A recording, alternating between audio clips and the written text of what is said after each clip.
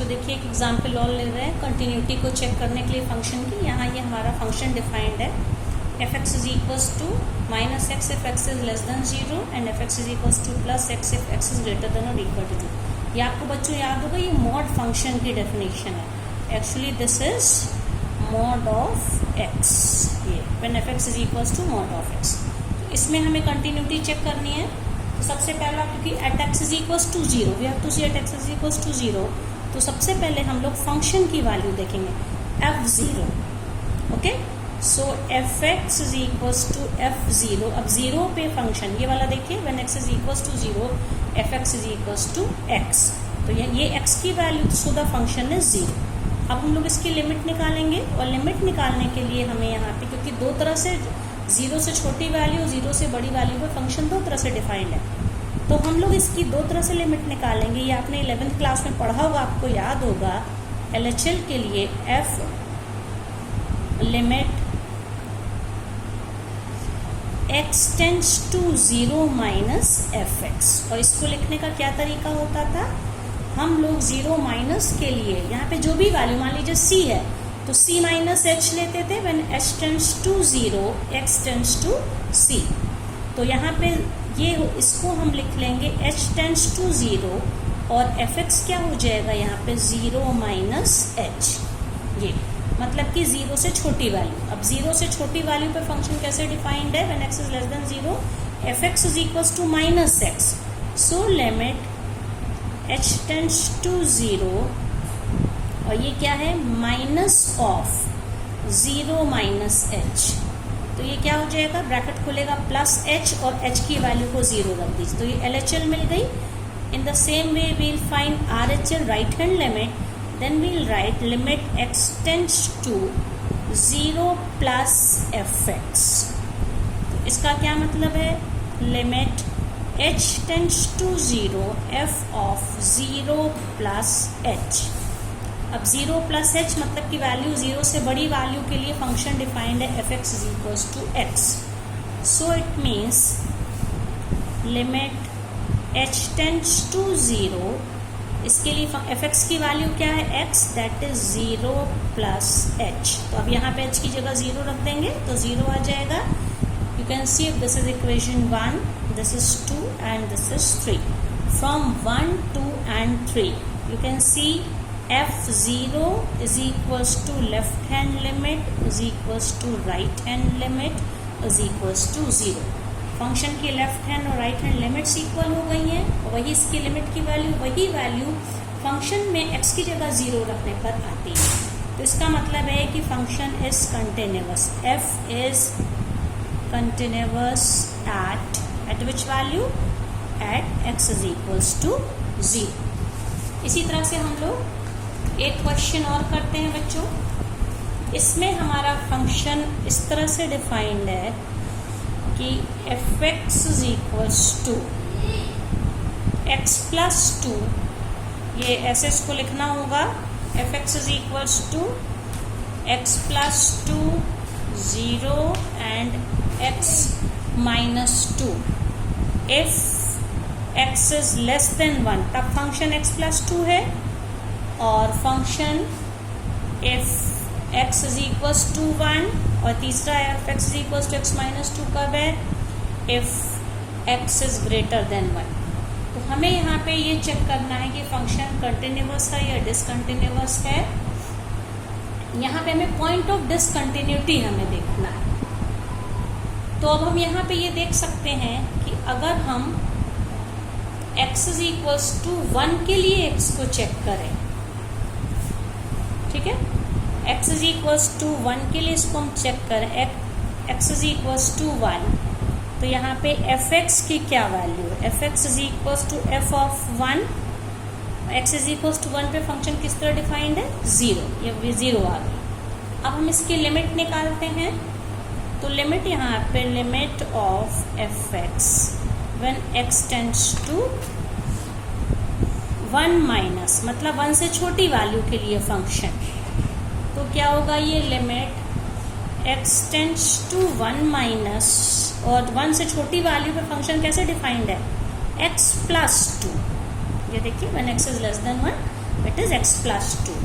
अब इसमें हम इसकी वैल्यू रख देंगे। अब x की जगह पे 1 रखिए, 1 प्लस 2 क्या आ गया, 1 प्लस 2 इट इज 3। तो ये हमारी जो वैल्यू थी 1 माइनस आ गई, ये एक्चुअली थी LHL, लेफ्ट हैंड लिमिट। इसी तरह से हम लोग RHL निकालेंगे। RHL is limit x tends to 1 plus fx। तो ये क्या होगा, limit x tends to 1 plus, when x is greater than 1 the function becomes x minus 2, x minus 2।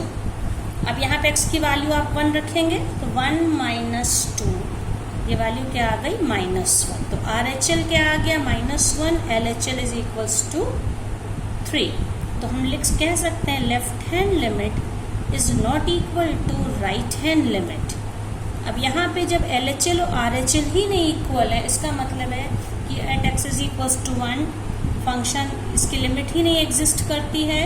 That it means at x is equals to 1 function is discontinuous. Okay,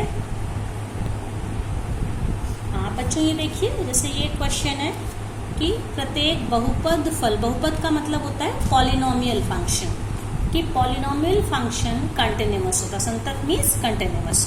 तो हम किसी भी polynomial को कैसे हम लोग एक्सप्रेस करते हैं, px इज इक्वल्स टू, ये इसका सिंबॉलिक फॉर्म है where all the coefficients a0 a1 a2 ये सब रियल नंबर्स होते हैं।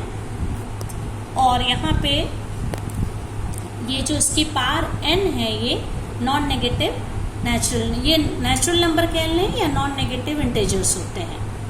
तो ये आप देख सकते हैं, ये जो पॉलिनोमियल है किसी भी, जैसे मान लीजिए हम लोगों ने लिखा, इसको हम लोग इस तरह से लिख सकते हैं, suppose fx is equals to 3x cube plus 4x square minus 7x plus 2। किसी भी फॉर्म में ये पॉलिनोमियल हमारा हो सकता है। This polynomial is defined for every value, any value of x, any real value.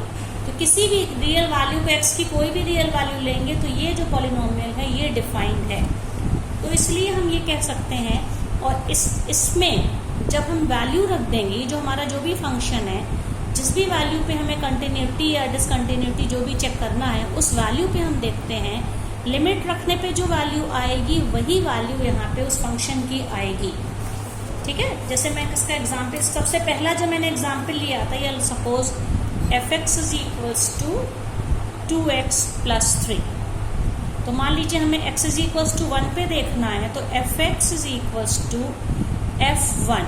तो ये वैल्यू क्या आ जाएगी, 2 इंटू 1 प्लस 3 मतलब कि 5। वही फंक्शन की वैल्यू आई। और जब हम इस फंक्शन की लिमिट निकालेंगे, limit x tends to 1 fx, तो 2x प्लस 3 में हम 2 इंटू 1 प्लस 3, आप देखिए 5 आ रहा है। तो कोई भी पॉलिनोमियल फंक्शन के लिए हमेशा जो फंक्शन की वैल्यू होती है pc, मतलब जिस पे हमें limit x tends to c px या pc, ये वैल्यू हम सेम आती है। So we can say every polynomial function is continuous. अब दूसरा बच्चों हम इसमें चेक करेंगे, हम कंटिन्यूटी इसके लिए देखेंगे। ये देखिए, ये ग्रेटेस्ट इंटीजर फंक्शन या इसको ब्रैकेट फंक्शन कहते हैं, आपने 11th क्लास में पढ़ा होगा, इसका ग्राफ भी आपको याद होगा। ग्रेटेस्ट इंटीजर फंक्शन हमेशा किस तरह से डिफाइंड होता है, आप इसको अगर आपको ध्यान हो, ये देखिए fx is equals to x। अब इसमें हमें इंटरवल्स भी ले सकते हैं, कोई वैल्यू भी, तो जहाँ पे वेयर x बिलोंग्स टू, अब अगर मैंने यहाँ -1 लिखा है, ओके, तो ये देखिए ये -1 उसकी जो नेबरिंग वैल्यू है, जस्ट उसका नेक्स्ट जो इंटीजर है इससे ठीक बड़ा इंटीजर है 0। इस इंटरवल के बीच में fx मतलब x की ऐसी वैल्यू जो -1 की इक्वल होगी या -1 से बड़ी होगी लेकिन x से छोटी होगी, ये इसकी वैल्यू होगी। जैसे मान लीजिए मैंने x ले लिया है यहाँ पे, -1 से बड़ी और 0 से छोटी, वो वैल्यू कौन सी हो सकती है, आप देखिए। जैसे -1 से बड़ी वैल्यू मान लीजिए 0.7, ये मैंने ले लिया। तो यहाँ पे fx जो होगा, fx है 0.7, ये होगा -1, क्योंकि इसके सबसे क्लोज जो इंटीजर है वो अब 0.7 के बाद ये जो हम लोगों ने ये लिया, 0 से छोटी वैल्यू लेनी है। 1 मिनट, नहीं बच्चों ये हाँ इसमें ठीक है ये, तो इसकी ये वैल्यू जो है, ये जो इंटरवल हमारा है, क्योंकि ये वैल्यू सपोज मैंने -0.7 ले लिया है, ओके, माइनस ये वैल्यू मान लीजिए माइनस में है, तो ये जो इंटरवल इसकी वैल्यू हमारी -1 आई। इसी तरह से अगर हम इंटरवल इस तरह से, तो ये वैल्यू जो है f(x) व्हेन -1 से 0 के बीच में आएगा, ये वैल्यू -1। इसी तरह से f(x) अगर हम ले लेते हैं, f(x) = x, ये है सपोज -7 और -7 से नेक्स्ट उससे बड़ी वैल्यू कौन सी है, -6। या इसका इंटरवल हम लोग कैसे लिख सकते हैं, -7 6, इधर से क्लोज्ड और इधर से ओपन। तो इसमें इसके ग्रेटेस्ट इंटीजर फंक्शन में क्या हो जाएगा, ये -7, 6 को नहीं टच करेगा। तो इसका ग्राफ अगर आपको याद होगा इस तरह से होता है। तो जो भी इंटरवल, जैसे यहाँ पे आप देखिए ये जो इंटरवल लिया गया, ये 0 से 1 के बीच का लिया गया। 0 से 1 के बीच जब x की वैल्यू है तो f(x) है यहाँ पे 0, 1 को टच नहीं करेगा। ये देखिए इंटरवल हमारा, आप देखिए ये 1 को टच नहीं कर रहा है, यहाँ से ओपन है, तो ये f(x) की ये वैल्यू है। अब जैसे ही हमने इंटरवल को, अब आप देखिए यहाँ पे 1 से 2 के बीच कर दिया, जब इंटरवल हमारा 1 से 2 के बीच हुआ, जहाँ पे 2 को टच नहीं करना, 2 से पहले थोड़ा 1 को तो टच करेगा। तो यहाँ पे देखिए ये 1 से 2 के बीच के इंटरवल में f(x) हो जाएगा 1। तो इस इंटरवल के लिए y कोऑर्डिनेट ये था, इस इंटरवल के लिए y कोऑर्डिनेट ये था। इसी तरह से इस इंटरवल के लिए ये इंटरवल्स दिख रहे हैं, आप देखिए ये जो ये वैल्यू है हॉरिजॉन्टल, ये इंटरवल्स है, और ये जो डिस्टेंस है ये y कोऑर्डिनेट है। तो ये आप देखिए हर जगह पे ये हमको डिस्क्रीट फॉर्म में, मतलब दूर दूर मिल रहे हैं। तो हम कह सकते हैं कि ये जो फंक्शन है ग्राफ से ही क्लियर है, ये कंटिन्यूअस नहीं है। ये फंक्शन कैसा है, डिसकंटिन्यूअस है। ग्रेटेस्ट इंटीजर फंक्शन हमेशा डिसकंटिन्यूअस फंक्शन होते हैं।